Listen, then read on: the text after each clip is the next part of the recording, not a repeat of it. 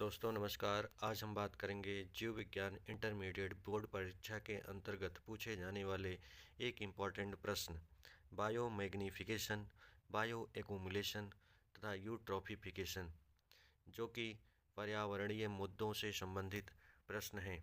आइए जानते हैं इनके बारे में। बायो एक्यूमुलेशन, जिसे जैव संचयन या जैव संचय कहते हैं, जिसके अंतर्गत जीवधारियों के शरीर में टॉक्सिक पदार्थों अर्थात विषैले पदार्थों का जमाव हो जाना। यदि किसी जीवधारी के शरीर में विषैले रसायनों का धीरे धीरे जमाव हो जाता है, या जब कोई जीवधारी बार बार दूषित भोजन खाता है या दूषित पानी पीता है, जिसके कारण हानिकारक पदार्थ उसके शरीर में जमा होते रहते हैं। ये हानिकारक पदार्थ, जिनका शरीर में पूर्णतः विखंडन या मेटाबॉलिक प्रक्रिया के अंतर्गत इनका पाचन नहीं हो पाता है, ऐसे पदार्थ शरीर में संचित हो जाते हैं। साधारण शब्दों में कहें, एक ही जीव के शरीर में समय के साथ जहर अर्थात विषाक्त पदार्थों का जमा होना ही बायो एक्यूमुलेशन कहलाता है। इसको हम एक उदाहरण से समझते हैं। जैसे किसी खेत में डीडीटी नामक कीटनाशक का प्रयोग हुआ, या मरकरी जैसा अनिम्नीकृत रसायन मिला हुआ है। इसका उपयोग जल में पाई जाने वाली छोटी मछलियाँ करती हैं, जिसके कारण ये पदार्थ उनके शरीर में संचित हो जाते हैं। यही छोटी मछली बार बार पानी में छोटे जीवों को खाती है, और जिसके कारण यह पूरा का पूरा कीटनाशक उसके शरीर में जमा हो जाता है। यह जहर बाहर निकल नहीं पाता है, जिसके कारण उसके शरीर में विषाक्तता बन जाती है। बायो एक्यूमुलेशन एक ही ऑर्गेनिज्म में होता है, और समय के साथ ये धीरे धीरे बढ़ता रहता है। Exam line: bio accumulation is gradually accumulation of toxic substances in the body of an organism over time। अब हम बात करेंगे बायो मैग्नीफिकेशन, जिसे हम जैव आवर्धन भी कहते हैं। जैव आवर्धन का मतलब होता है, जैसे ही हम खाद्य श्रृंखला में नीचे से ऊपर की ओर जाते हैं, तो सर्वोच्च उपभोक्ता अर्थात टॉप कार्निवोर या टॉप कंज्यूमर में सबसे अधिक विषाक्तता पाई जाती है। यह छोटे जीवों से शुरू होकर अंत में बड़े तक पहुंचती है। खाद्य श्रृंखला में जैसे जैसे हम ऊपर जाते हैं, यहाँ पर जहर अर्थात विषाक्तता बढ़ती जाती है। इसे बायो मैग्नीफिकेशन कहते हैं। इसे एक उदाहरण के द्वारा हम समझते हैं।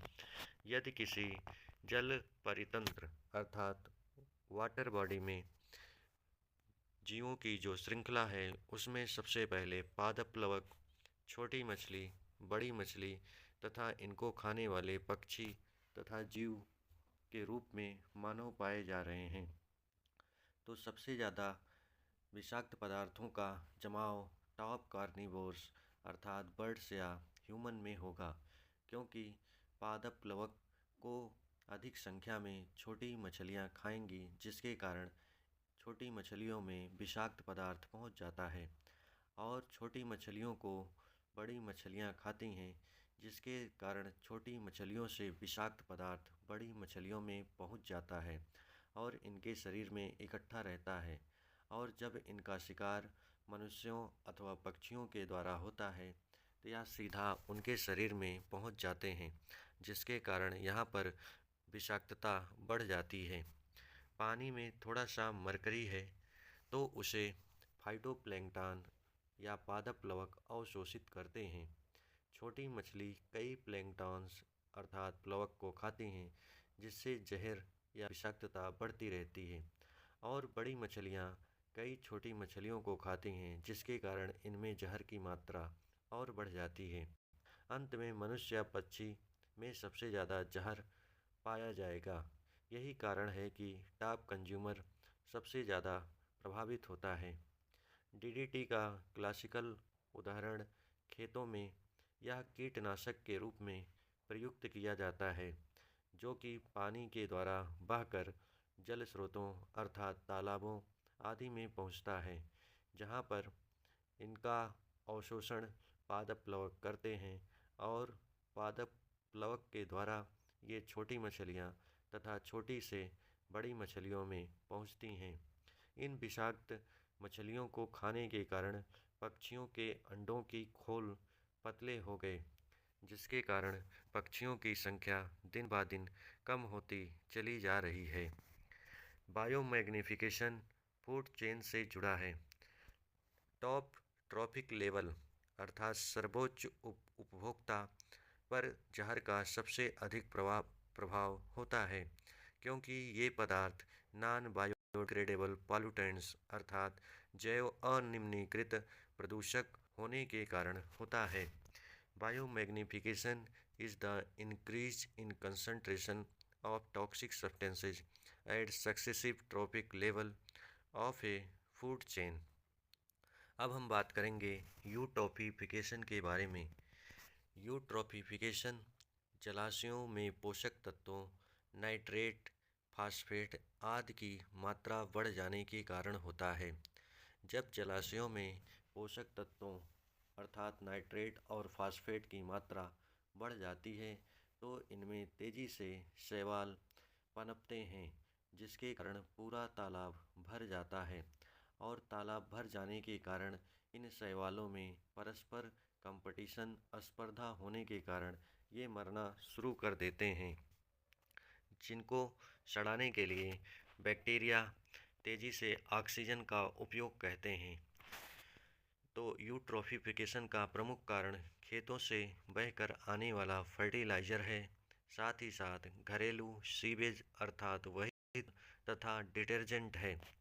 ये न्यूट्रिएंट पानी में सीधे पहुँचते हैं और शैवाल की मात्रा में वृद्धि करते हैं, जिन्हें एल्गल ब्लूम भी कहते हैं, जिसके कारण एल्गी मरते हैं, बैक्टीरिया उन्हें सड़ाते हैं और ऑक्सीजन की मात्रा कम हो जाती है, जिसके कारण मछलियाँ मर जाती हैं।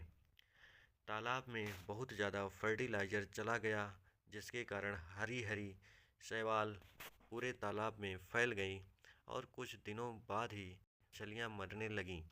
यही कारण है यूट्रॉफिकेशन का।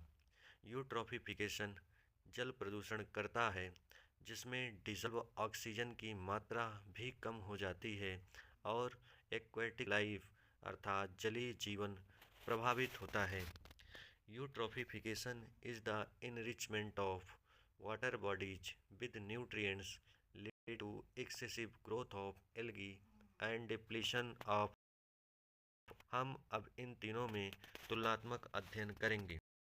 जैव एक्युमुलेशन, जिसे हम जैव संचय कहते हैं, इसमें शरीर में जहर अर्थात विषाक्त पदार्थों का जमा हो जाना होता है और यह केवल एक जीव में होता है। जबकि बायोमैग्निफिकेशन, जिसे जैव आवर्धन विषाक्त पदार्थ बढ़ते रहते हैं और यह फूड चेन अर्थात खाद्य श्रृंखला। यूट्रॉफिकेशन सुपोषण, सुपोषण में न्यूट्रिएंट्स अर्थात नाइट्रेट फास्फेट की मात्रा बढ़ जाती है और यह जल स्रोतों अर्थात जलाशयों में होता है। इन सबके कारण पर्यावरण पूरी तरीके से प्रभावित होता है। धन्यवाद। Thank you so much.